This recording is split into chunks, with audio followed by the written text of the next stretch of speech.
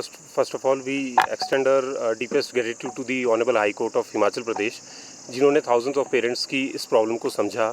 Issue ये था कि जो पेरेंट्स थे अक्रॉस दी स्टेट, उनके 5-6 साल से जो कम आयु के बच्चे थे, उनको शैक्षणिक सत्र 2024 और 25 में सरकार ने प्रमोट करने से मना कर दिया था और हवाला दिया गया था कि जो नई शिक्षा नीति है उसके तहत हम ये काम कर रहे हैं।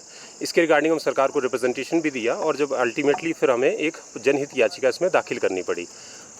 इसमें कोर्ट का कल निर्णय आया है। इसमें कनेक्टेड मैटर्स थे, 7-8 के करीब कनेक्टेड मैटर्स थे और इसमें अप्रॉक्सीमेटली स्टेट में करीब 50,000 स्टूडेंट्स को रिलीफ मिला है।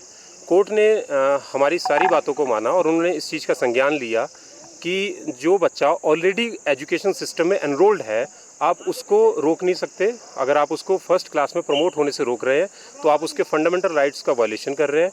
और सेंट्रल जो नई शिक्षा नीति है, राष्ट्रीय शिक्षा नीति, नेशनल एजुकेशन पॉलिसी, उसका मैंडेट भी है the policy has to be implemented in a phased manner.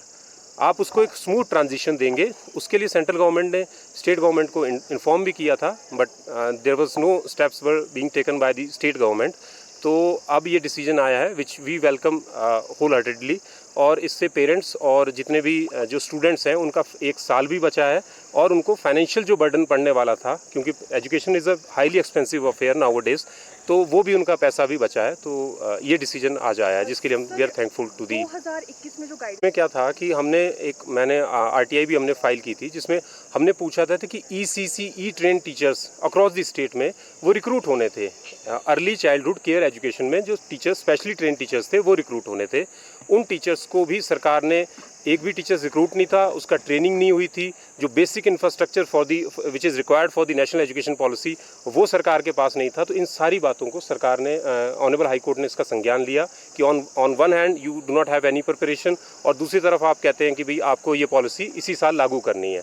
तो कोर्ट का भी ये ओपिनियन है और सेंट्रल गवर्नमेंट का भी ये मैंडेट है, पॉलिसी का मैंडेट है कि पॉलिसी को फेज्ड मैनर में लागू करो, अपने इंफ्रास्ट्रक्चर तैयार करो, टीचर्स को रिक्रूट करो, और दूसरी भी जो रिक्वायरमेंट है इसमें, जैसे मिड डे मील स्कीम जो है वो प्री प्राइमरी में इंट्रोड्यूस होनी है, आप उसको इम्प्लीमेंट करो, फिर आप इस पॉलिसी को जो है लागू करो। ऐसे कितने केसेस है जिसमें एज जो लास्ट लाइन अगर आप इसको पढ़ेंगे, इसमें कहा हुआ है कि any student who is below the age of 6 years, तो जो भी बच्चा 6 साल से कम है अभी, उसको आप प्रमोट करेंगे फर्स्ट स्टैंडर्ड में।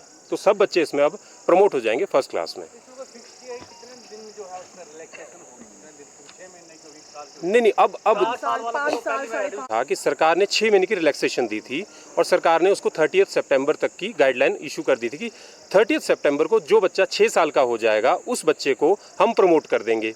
लेकिन 30 सितंबर से मार्च 2025 के बीच में करीब 50,000 बच्चे थे जो प्रमोट नहीं हो रहे थे।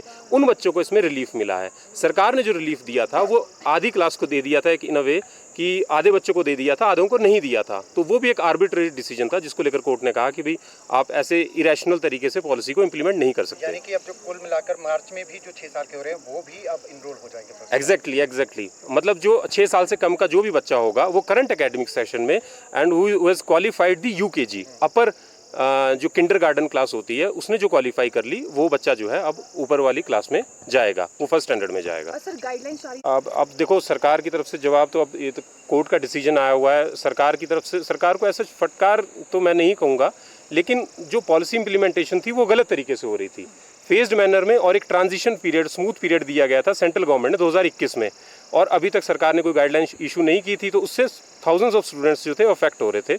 तो यही था कोर्ट का डिसीजन जो है। ठीक, थैंक यू। यही मैं कह रहा हूँ कि जो बच्चे फर्स्ट में प्रमोट नहीं हो पा रहे थे उन्हीं के लिए डिसीजन आया हुआ है कि any student who is below the age of 6 years वो अब प्रमोट होगा।